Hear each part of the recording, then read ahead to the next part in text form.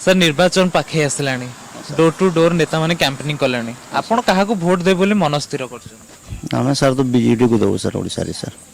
BJD को vote देबे लोकसभा विधानसभा दुईटा जाक बीजेडी को दुईटा को देबे। काहे बीजेडी को भल पाइछन नहीं देखुन सर नवीन पटनायक ताको सब ये लोग मान को इटा आमर कहर माने घर द्वार देछन समस्त को सब जे इटा ओडिशा रे बासी को तार इटा पानी पुणा जदि चाष करवा ले सब जहाँ भी अच्छे सब भल भल कर ताको लोक बाग भी समस्त बढ़िया सर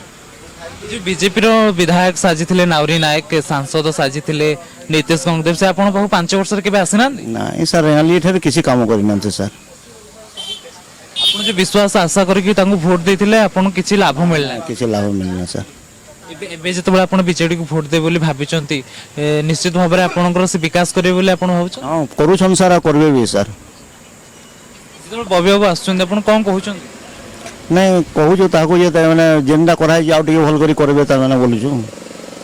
कोन कोन मौलिक सुविधा अछि जोटा आपण कहबे समाधान